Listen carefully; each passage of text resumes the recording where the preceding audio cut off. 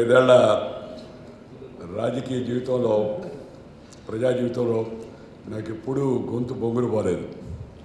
కానీ ఇవాళ నిన్న ఉగాది సందర్భంగా హైదరాబాదులో, చెన్నైలో, చిత్తూరులో, నెల్లూరులో ఉదయగిరిలో అన్ని దగ్గర ఉగాది పచ్చడి తిన్నాను. నేను కనపడిన వాళ్ళంతా ఉగాది పచ్చడి సార్ కాదనలాగా తిన్నాను.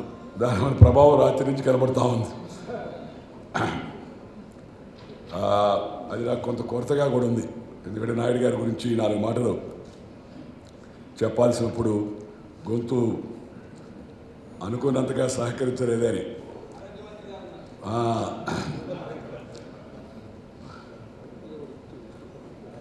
ఈరోజు మనందరం రామానాయుడు గారి గురించి,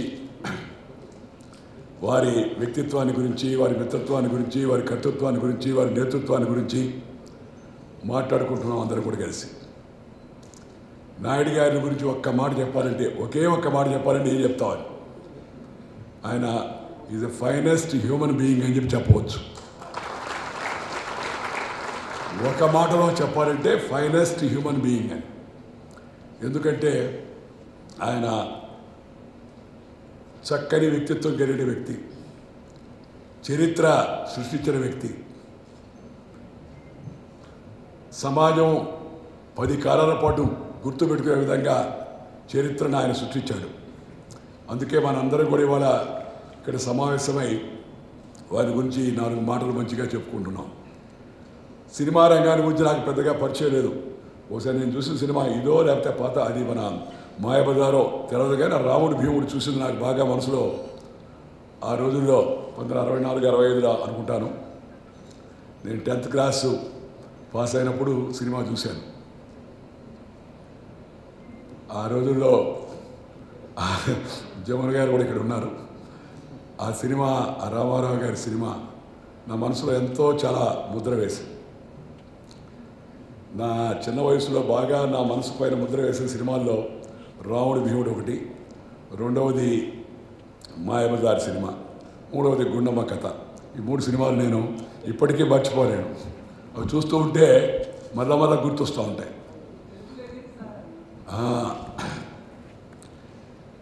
ఈరోజు సమాజం తన సమకాలీన జీవితంలో జీవించిన వ్యక్తుల గురించి వారు పోయిన తర్వాత స్మరించుకోవడం సమాజం యొక్క సంస్కారానికి అది లక్షణం అని చెప్పి నేను భావిస్తున్నాను. సుబ్రహ్మణ్య చాలా మంచి పని చేపట్టాడు. మనందరం కలిసి సాయం సంధ్యా సమయంలో నాయుడు గారి గురించి 4 మంచి మాటలు, ఆయన జీవితంలో, ఆయన వ్యక్తిత్వంలో మిగతా వాళ్ళకి తెరవని, వెలుగు చూడని విషయాలు నలుగురు కలిసి మాట్లాడుకుంటే దానివల్ల నాయుడు గారికి జరిగేదేమీ లేదు. ఆయన చరిత్ర సృష్టించాడు, వెళ్ళిపోయాడు. కానీ లేదా వాళ్ళ కుటుంబానికి కూడా వచ్చేదేమీ లేదు. కానీ సమాజానికి మేలు జరుగుతుంది. మిగతా వాళ్ళకి కూడా ఆ ప్రోత్సాహము, ఆ ఉత్సాహము, ఆ ఉత్తేజము కలిగి సమాజం సరైన దారిలో నడిచేటకు అవకాశం ఉంటుంది. నా ఉద్దేశంలో రామానాయుడు గారు సినీ రంగానికి ఒక పెద్ద బాల శిక్ష. మీకు ప్రైమరీ సినిమా రంగంలో ఎలా అని అంటే చిన్నప్పుడు పెద్ద బాల శిక్ష చదవమనేవాళ్ళు మన మామూలు చదువు కోసమని. అలాగే నాయుడు గారి గురించి తెలుసుకోవాలంటే ఆ పెద్ద బాల శిక్ష నాయుడు గారి యొక్క జీవితం. రెండవది నిర్మాతకి ఆయన ఒక నిఘంటు, డిక్షనరీ. ఇందాక దాసరి గారు చెప్పారు కదా, ప్రతి విషయంలో ఆయన నిష్ణాతుడిగా, ప్రతి విషయంలో ఆయన జోక్యం చూసుకునేవాడు. ఎందుకంటే నాయుడు గారికి ఒక వీక్నెస్ ఉంది. ఏందా వీక్నెస్ అంటే పర్ఫెక్షన్ కావాలని. ఈ వీక్నెస్ ఉన్న వాళ్ళని కొంతమంది చూశాను నేను. వాళ్ళతో పడ్డం అంత సులభం కాదు. స్వర్గీయ నందమూరి తారక రామారావు, ఆయనకు కూడా పెద్ద పర్ఫెక్షన్. ఆయన పర్ఫెక్షన్ ఎలాంటిదంటే ఒక్కోసారి మనకి ఇబ్బంది కూడా కలుగుతుంది. ప్రతి ఒక్కటి ఆయన చూడాలి. ఉదయం టిఫిన్ రమ్మంటే ఎవరినన్నా ఆ టిఫిన్ ఏంది, దాన్ని ఎలా చేయాలో అది కూడా ఎన్టీ రామారావు గారు చెప్పేస్తారు మామూలుగా. అది చేశాడా లేదో కూడా చూస్తాడు మళ్ళా. చాలా కష్టం. అలాగే నాయుడు గారు ఈ సినిమా రంగంలో నిర్మాతగా ఆయన ఒక perfection, discipline, time sense, dedication, devotion ఇవన్నీ కలిపితే రామానాయుడు అని చెప్పవచ్చు మన సినిమా గురించి చెప్పాలంటే. ఆయన ఉన్నత ప్రమాణాలు, చక్కని సాంప్రదాయాలు, గ్రామీణ ఆహ్లాదకర వాతావరణం, మంచి విలువైన శృంగారము. ఇప్పుడు వచ్చే శృంగారం, ఆ శృంగారాన్ని తలుచుకుంటే అది బంగారంలాగా ఉంది, ఇది కేవలం మేరేం బంగారంలాగా ఉంది. పాత రోజుల్లో హీరోయిన్ని పెద్దగా తాకేవాడు కాదు. తాకకపోయినా ఆ నటన హావభావాలతో, కనుసన్నలతో, ముఖవళికలతో. ఇప్పుడే నేను జయసులమ్మకు చెప్తున్నాను, ఆ సావిత్రి గారు పెద్ద అందగత్తె అని నేను అనుకోను. అంటే అందగత్తె కాదని కాదు, కానీ చెప్పుకోదగిన అందగత్తెలు ఇంకా చాలామంది వచ్చారు. కానీ సావిత్రి తెలుగు సినిమా రంగంలో ఒక మంచి నటీమణి ఎవరంటే సావిత్రి గారు మనకు కనబడతారంతా కూడా. ఎందుకంటే ఆ నటన హావభావాలు అలా ఉండేవి. ఆ కనుబొమ్మలు ఎగరేసిన, ఆ ముఖముడివలు అటు ఇటు తిప్పిన, లేదా ఆ భంగిమలు అవన్నీ చూస్తే అవి మనసులో హత్తుకుపోయేవి. కొన్ని పద్ధతులు ఉండేవి. కానీ ఇవాళ చూస్తున్నాం మనం, హీరోయిన్ తాకినా, పీకినా, గోకినా, లాగినా శృంగారం మనకు కనబడదు, రాదు. దానికి నాయుడు గారు ఆ రోజుల్లో ఆయన సినిమా, మీరు ఏ సినిమా అయినా చూడండి, కొన్ని పద్ధతులు, కొన్ని సాంప్రదాయాలు మనకు స్పష్టంగా కనబడేది. అలాంటి నిర్మాతను మనం అందరం ఆదర్శంగా తీసుకోవాలి. అలాంటి సాంప్రదాయాలు మనం ఆదర్శంగా తీసుకోవాలి. ఇవాళ సమాజంలో విలువలు పడిపోతున్నాయి. ఇక మా రంగంలో అయితే ఇంక చెప్పలేదు. నిన్న మొన్న అసెంబ్లీ చూసిన వాళ్ళకి చండాలం, ఇంత దొగులుబాజీ రాజకీయం ఇంకోటి ఉండదని మీ అందరూ కూడా అనిపించి ఉంటుంది. చాలామంది కనబడితే కొంతమంది రాజకీయ నాయకులు అంటేనే ఛీ అని మొహం మీద ఉమ్మేసినా పెద్ద ఆశ్చర్యపడాల్సిన అవసరం లేదు. కానీ అందరూ అలాంటి వాళ్ళు కాదు. మనం ఇవాళ ప్రతి రంగంలో కొన్ని విలువలు పాటించాలి, కొన్ని సాంప్రదాయాలు సృష్టించాలి, కొన్ని పద్ధతులను రాబోయే తరానికి దాన్ని మనం అలవాటు చేయాలి. మనం ఇవాళ నేను ఇక్కడికి వచ్చాను, నాకు వస్తే ఈ సాయం సంధ్యా సమయంలో కాసేపు మిమ్మల్ని అందరినీ చూస్తూ ఉంటే, ఇక్కడ ఉన్న వాళ్ళందరినీ చూస్తూ ఉంటే నేను మరింత స్ఫూర్తి పొందుతున్నాను. ఎందుకంటే రాజకీయ నాయకుడు కూడా ఎంత పెద్దవాడైనా, ఈ political leader, MLA, MP, minister, they must go on, learn, not earn. ఎప్పటికప్పుడు తెలుసుకోవాల్సింది. ఒక దాసరి గారిని చూసిన, లేదా ఒక రాఘవేంద్రరావు గారిని చూసిన, లేదా ఒక మురళీమోహన్ గారిని చూసిన. మురళీమోహన్ గారి వయసు తెలిస్తే, ఆయన మనిషిని చూస్తే ఆయన కొడుకేమనుకుంటాం మామూలుగా మనం. నాకు మొన్నటిదాకా తెలియదు, ఆయన నాకన్నా పెద్దోడేది.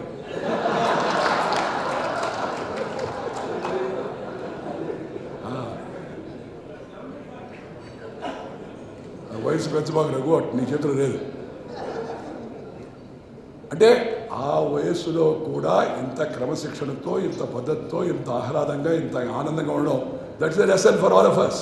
మనందరం కూడా నేర్చుకోవాల్సిన విషయం. లేదా దాసరి గారు బహుముఖ ప్రజ్ఞాశాలి దర్శకుడిగా ఆయన చేపట్టే సినిమాలన్నీ ఒకసారి మనం తిరగవేస్తే మనందరం కూడా కలకాలం గుర్తుంచుకునే అనేక సినిమాలను ఆయన నిర్మించాడు. రాఘవేంద్రరావు గారు సినిమాని సినిమాగా, ఆ సినిమా అదేదో చెప్తున్నా, జగమే పగలే వెన్నెల జగమే ఊయలా అన్నట్టుగా ఎండను నీడగా చూపించగలడు. ఎండను నీడగా చూపించడం సులభమా? నరకాన్ని స్వర్గంగా కూడా చూపించగలడు. ఆ హీరోయిన్ల మొహాలు ఎలా ఉన్నా ఆ మొహాలు మనకు అందంగా, ఇంకా బాగా కనబట్టుగా కూడా చేయగలడు. ఇవన్నీ నేను నవ్వు కోసం, సరదా కోసం చెప్పడం లేదు. ఏదో సుబ్రహ్మరెడ్డి తాను ఆయన లక్ష్మీపుత్రుడు, కుటుంబం మొదటి నుంచి ఆయనకి ఆస్తి ఉంది. అలాగే కాంట్రాక్టర్ చేసి కూడా సంపాదించాడు. రాజకీయాల్లో కూడా ప్రవేశించాడు. అక్కడ కూడా చాలా సంవత్సరాలుగా పార్లమెంట్ సభ్యుడిగా ఉన్నాడు. కానీ కళారంగాన్ని, తనకున్న కళాతృష్టను దృష్టిలో పెట్టుకొని అందరికీ ఉపయోగపడే విధంగా అనేక రకాల ప్రజాహిత కార్యక్రమాలు నిర్వహిస్తున్నాడు. ఇప్పటికి కూడా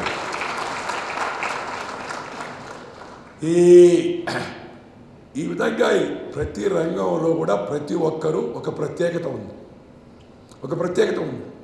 అందరికీ, పురుషులకి ఉంది, స్త్రీలకు ఉంది. ఆ ప్రత్యేకతను ఎవరైతే కనబరిచారో ఆ ప్రత్యేకతను మనం గుర్తుపెట్టుకోవాలి. ఇవాళ మనం చేస్తుంది అదే. ఇదేదో సురేష్ కోసమో, వెంకటేష్ కోసమో, లేకపోతే రాణా కోసమో, లేదా మన యొక్క నాగ చైతన్య కోసమో కాదు.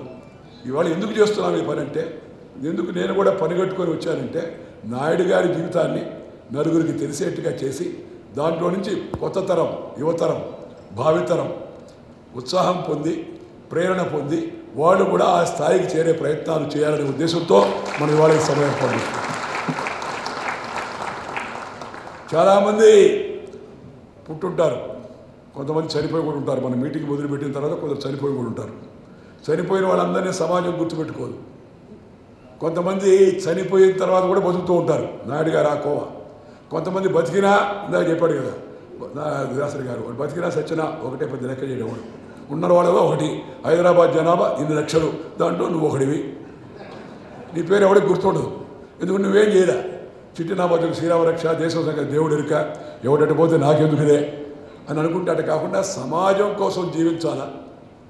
రెండవది నేర్పును, ఓర్పును, కూర్పును, మార్పును, ఇవన్నిటికీ చేర్పును మనం తీసుకొచ్చి మన యొక్క ప్రత్యేక ప్రతిభను కనపరచాలి. ఆ జిజ్ఞాస, ఆ యొక్క ఉత్సాహం ప్రతి ఒక్కరికి ఉండాలి జీవితంలో. నేను అప్పుడప్పుడు some times I see Raghavendra గారిని చూస్తే నాకు అప్పుడప్పుడు నాకు ఈర్ష్య అనేది లేదు, నా మనసులో నాకు ఎప్పుడు ఈర్ష్య లేదు. కాంపిటీషన్ వస్తుంది. ఏమిరా ఇంకా ఈ వయసులో కూడా ఏమి స్మార్ట్గా ఆయన సినిమాలు తీస్తున్నాడు. Creation of a cinema is not an ordinary thing. నేను ఇవాళ చాగంటి కోటేశ్వరరావు గారి యొక్క ఉగాది ప్రవచనం విన్నాను ఉదయం. రాజకీయ నాయకులు వాళ్ళ ఉపన్యాసాలు ఇతరులకు చెప్పడమే కానీ ఇతరుల ఉపన్యాసాలు వినరు, వినే ఓపిక కూడా ఉండదు చాలామంది. చప్పట్లు కొట్టించుకోవడమే కానీ చప్పట్లు కొట్టి అలవాటు కూడా ఉండదు. అప్పుడప్పుడు అనుకుంటారే ఇంత బ్రహ్మాండంగా మాడితే ప్రధానమంత్రి ఏందయ్యా పార్లమెంట్ అనుకున్న చప్పట్లు రాలేదంటే ఆ ఉండేవాళ్ళందరూ ఎవరు, ఇతరుల చేత చప్పట్లు కొట్టించుకునేవాడు. వాళ్ళు ఇంకోరు చప్పట్లు కొడతారు ఆశిస్తే. So and you see such people, and you see Raghavendra, and you see మన దర్శకరత్న Dasari Narayana Rao garu, are you see even Jamuna garu ఇవాళ వయసు మీరిన ఆ రోజుల్లో నటన, ఆ సత్యభామగా మీరజాలగరడా అని చెప్పని పాట పాడుతుంటే ఆ అతిశయం, ఒక రకమైన అహంకారం కాదు, అతిశయం. ఇవన్నీ మన పురాణాల్లో, ఇతిహాసాల్లో నిండుగా ఉన్నాయి. కానీ దురదృష్టం ఏంటంటే మనం పురాణాలు చదివేదానికి సిద్ధంగా లేవు. ఇప్పుడు మహాభారతము లేదా రామాయణము లాంటి ఉత్కృష్టమైన గ్రంథాల్లో మనకు ఎన్నో తెలుసుకోవాల్సిన విషయాలు ఉన్నాయి. శ్రీరామచంద్రుడు ఆదర్శ ప్రజా పాలకుడు, ఆదర్శ కుమారుడు, ఏకపత్ని వృతుడు, చక్కని పరిపాలన చేశాడు. ఆయన రామరాజ్యం కావాలంటారు. కృష్ణుడు రాముడి కన్నా తెలివైన వాడు, అన్నీ చూపించగలడు, రాఘవేంద్ర గారు చూపిస్తున్నట్టుగా. ఆయన కృష్ణరాజ్యం కావాలని ఎవరు అనరు, రామరాజ్యం కావాలంటారు అందరు కూడా. రామరాజ్యం కొద్దిగా ఎండగా ఉంటుంది, నిండుగా ఉండదు, కష్టాలు కూడా ఉంటాయి దాంట్లో. నిజము సత్యానికి దగ్గరగా నిలబడాలంటే కొద్ది కష్టంగా ఉంటుంది. సత్యానికి దూరంగా వెళ్ళాలనుకోండి గడిచిపోతూ ఉంటుంది. నేను ఎప్పుడు రోజు అనుకుంటాను, జీవితంలో కొన్ని సిద్ధాంతాలకు, కొన్ని విలువలకు, కొన్ని సాంప్రదాయాలకు, కొన్ని నిబద్ధతకు కట్టుబడి ఉండాలా అని అంటే అంత సులభం కాదు. వదిలేస్తే ఫ్రీగా నివసించవచ్చు. కానీ కట్టుబడి ఉండాలంటే ప్రతిరోజు ప్రతి క్షణం చూసుకుంటూ ఉండాలి. ఎక్కడన్నా పొరపాటు జరుగుతుందేమో, మనం ఏదైనా వేసే అడుగులో ఏదైనా పొరపాటు ఉందా అని దాన్ని గమనించుకుంటూ ఉండాలి ఎప్పటికప్పుడు. అది కొద్దిగా కష్టమైన విషయం. కానీ కష్టమైనా అది నీకు ఇష్టమైతే, ఆ కష్టం నీకు ఇష్టమైతే అది ఎంతో సంతృప్తినిస్తుంది. నేను మామూలుగా సాధారణ కుటుంబంలో పుట్టాను, పల్లెటూరులో. చిన్నప్పుడు 3 కిలోమీటర్లు నడిచాను స్కూల్కి పోవడానికి. కిరసనారి బుడ్డి కింద చదువుకున్నాను. మా నాయన, మా అమ్మ, మా తాత వాళ్ళెవరికి ఆ రాజకీయ వారసత్వం లేదు, లేదా ఆ గాంధీ, నెహ్రూ టైటిల్ కూడా లేదు. లేకపోయినా 7 దాకా వచ్చానంటే, 7 దాకా అంటే అయ్యే తోట దాకా కాదు. నేను చిన్నప్పుడు వాజ్పేయి గారు మా ఊరికి వస్తే, ఈరోజు సాయంత్రం వాజ్పేయి గారు వస్తున్నారు, కోపట్టు సెంట్రల్ బ్యాంక్ ఆవరణలో బహిరంగ సభ ఉంది, దయచేసి అందరు రాండేరి జట్కా బండికి అనౌన్స్ చేసేవాడిని స్టూడెంట్గా ఉండి. నేను ఎప్పుడు అటల్ బిహారీ వాజ్పేయి పేరు అనౌన్స్ చేసిన వెంకయ్య నాయుడు అదే అటల్ బిహారీ వాజ్పేయి ప్రధానమంత్రిగా, అద్వానీ ఉప ప్రధానమంత్రిగా, మధ్యలో అధ్యక్షుడిగా కూర్చుంటాను నేను ఎప్పుడు అనుకోనా. జరగడానికి కారణం ఇంకేమీ లేదు. ఎందుకు ఈ మాట చెప్తున్నానంటే కష్టపడి పనిచేయడంలో ఎక్కడికైనా చేరవచ్చు. నాయుడు గారు కష్టపడి పనిచేసి ప్రతి విషయంలో శ్రద్ధ తీసుకొని, ఈ నాయుడు కాదు, ఆ నాయుడు రామానాయుడు, ఆయన కొన్ని ప్రమాణాలు నెలకొల్పాడు. నా మాటగా చెప్పాలంటే సినిమా హీరోలందరినీ చాలామంది నాయకులు అంటుంటారు.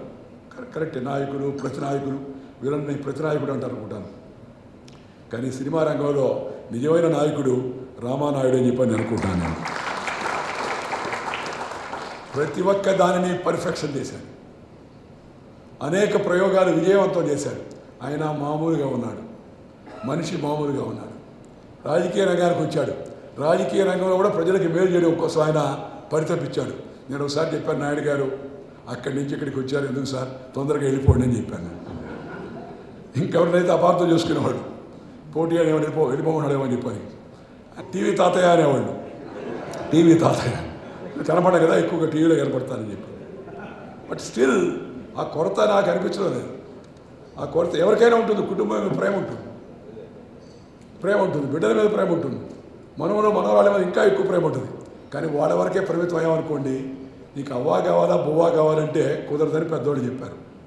నువ్వు 10 మంది కోసం జీవిస్తే, 10 మంది నోటిలో నువ్వు నానితే, 10 మందికి నువ్వు ఉపయోగపడితే, 10 మందికి నువ్వు ఆదర్శాన్ని నిలబెడితే, 10 మంది నిన్ను గురించి మంచి మాట చెప్తే ఇంకా అంతకన్నా తృప్తి, అంతకన్నా సంతోషం ఏముంటుంది చెప్పండి. సంతోషం రకరకాలుగా ఉంటుంది. చిన్నప్పుడు మంచి వేడి దోశలు తింటే మహా సంతోషంగా ఉండేది. నెల్లూరు చేపల పులుసు తింటే ఇంకా సంతోషంగా ఉండేది. పాత చింతకాయ పచ్చడి తింటే సంతోషంగా ఉండేది ఆ రోజుల్లో. ఇక ఇతర విషయాల్లో కూడా సంతోషం వచ్చేది. కానీ ఇవాళ సంతోషం నేను చూస్తున్నట్టు సంతోషం నాకేమనిపిస్తుందంటే, జనం నోట మనం ఉంటే దాన్ని మించిన సంతోషం ఇంకోటి లేదు. సంతోషం కలిగించవచ్చు, సంతోషం కలిగించే వాళ్ళని చూస్తే సంతోషం వస్తుంది. ఈ బ్రహ్మానందం గారిని చూసామనుకోండి, వెంటనే అవన్నీ గుర్తొస్తూ ఉంటాం. బ్రహ్మానందం, దాన్ని అది పరమానందం, పరమాన్నం కన్నా మించింది.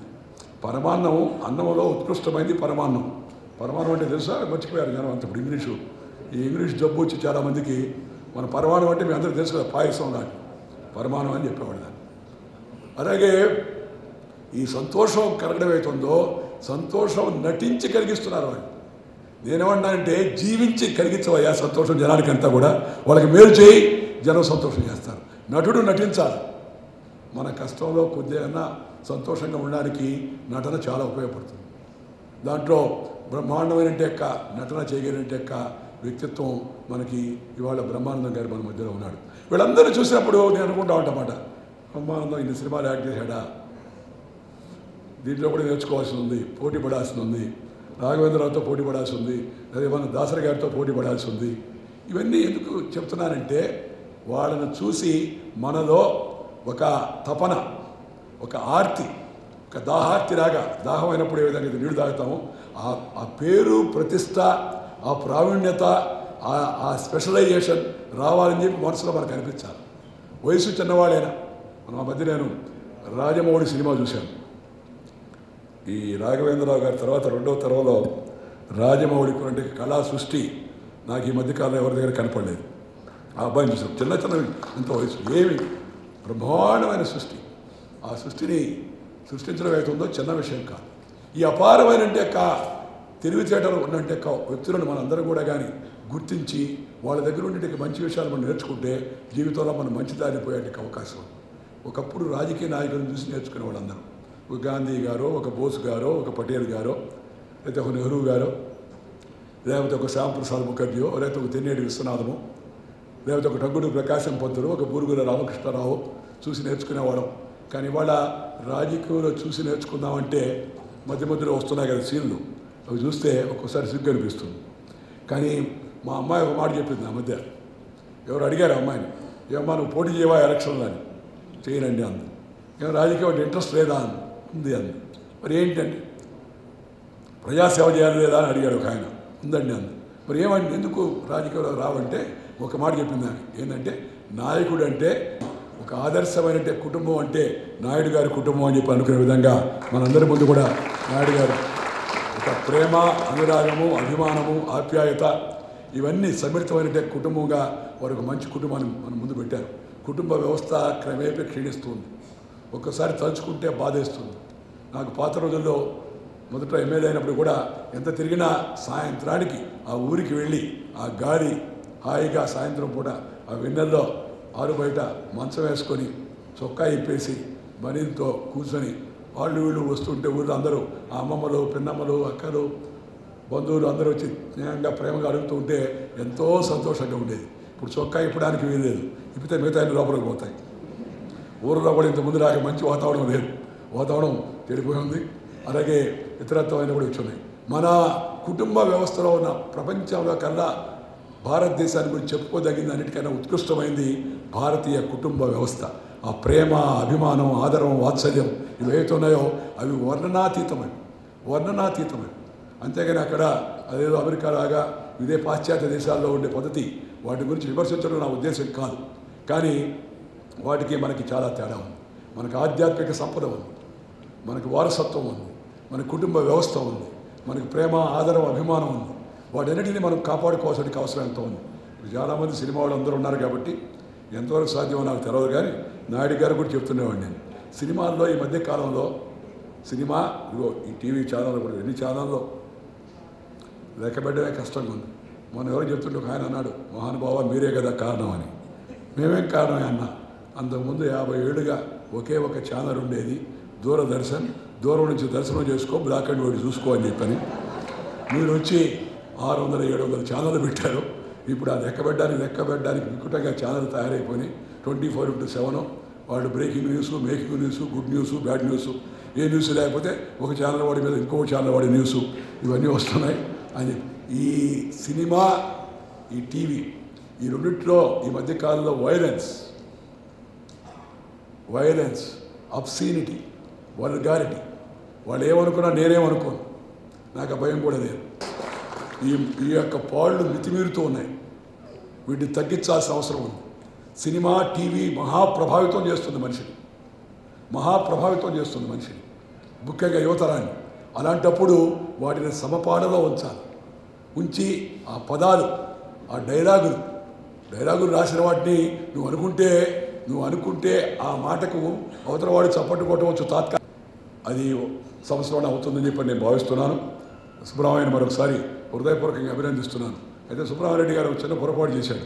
ఏంటంటే నేను పోయిన తర్వాత చెప్పాల్సిన విషయాలు ఈరోజు నేను ఉండగానే చెప్పేశాడు. కూడా వారి దగ్గర స్ఫూర్తి అందించుకొని మన జీవితాల్లో వెలుగులు నింపుకునేందుకు, ఇతరుల కోసం జీవించేందుకు మనందరం కూడా ప్రయత్నం చేయాలని చెప్పి మీ అందరూ కూడా మనం చేస్తూ, నాయుడు గారి పుణ్యమేమో నా గొంతు కూడా వచ్చింది మధ్యలోని. నేను ఉదయం అయితే అసలు పనిచేయలేదు. ఇవాళ ఉదయం అసలు పనిచేయలేదు. నెల్లూరులో కూడా మీటింగ్లో ఉన్నాను. అది అయిన తర్వాత వస్తుంటే నాకు సుబ్రహ్మణ్యరెడ్డి గారు చెప్పారు. నేను అన్నాను, నేను ఆలస్యంగా రావడం నాకు ఇష్టం లేదు. చెప్పడం లేదు. 4 నుంచి 6 దాకా జరుగుతుంది రండి, మీరు వచ్చేయండి అని. అందుకని నెల్లూరు నుంచి హడావుడిగా తిరుపతికి వచ్చి హెలికాప్టర్లో తిరుపతిలో విమానం ఎక్కి విమానాశ్రయం నుంచి పరిగెత్తుకుంటూ వచ్చాను. వాళ్ళు ఆదివారం కాబట్టి ట్రాఫిక్ కూడా లేదు. అందుకని తొందరగా వచ్చేటికి అవకాశం కూడా లభించింది. మిమ్మల్ని అందరినీ కలిసేటికి అవకాశం లభించింది. చాలా సంతోషం. నాయుడు గారి కుటుంబానికి నేను చెప్పేది ఒకటే, నాయుడు గారిని నిత్యం గుర్తుంచుకోండి. ఆయన జీవించినట్టు మీరు కూడా జీవించండి. నమస్కారం.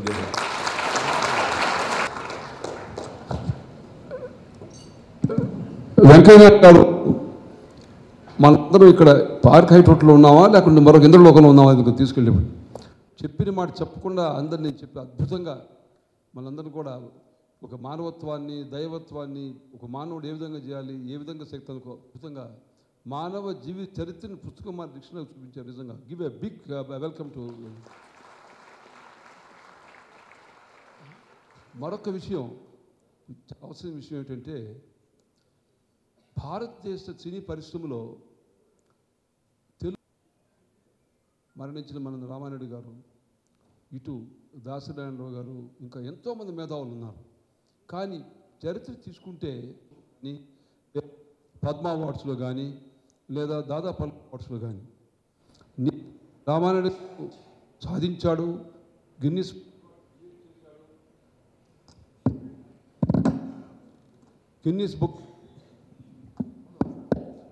బుక్ క్రియేట్ చేశాడు.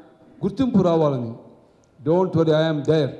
అప్పుడు అదృష్టం కొద్ది నాకు అవకాశం లభించి ఆయన దాదాపాలకు అవార్డు వచ్చిన నిద్రపోకుండా వచ్చేది చేయించాను అన్నమాట. ఆ సంతోషం. నేను దానికి ఫైట్ చేయబోతున్నాను. ఖచ్చితంగా వారు దానికి సపోర్ట్ చేసి వారు కూడా బ్లెస్ చేయాలని చెప్పి నేను తన చేతులు చేయాలని చెప్పి నేను ఈ సమయంలో మీ అందరి తరపున వెంకయ్యనాయుడు గారిని కోరుతున్నాను. శాశ్వతంగా నిలిచేటువంటి ఏఎన్ఆర్, ఎన్టీఆర్, ముఖ్యంగా ఆయన నాగేశ్వరరావు గారు ఎక్కువ చిత్రాలు తీశాడు. ఇంకా ఎన్నెన్నో చిత్రాలు అద్భుతంగా నిర్మించాడు.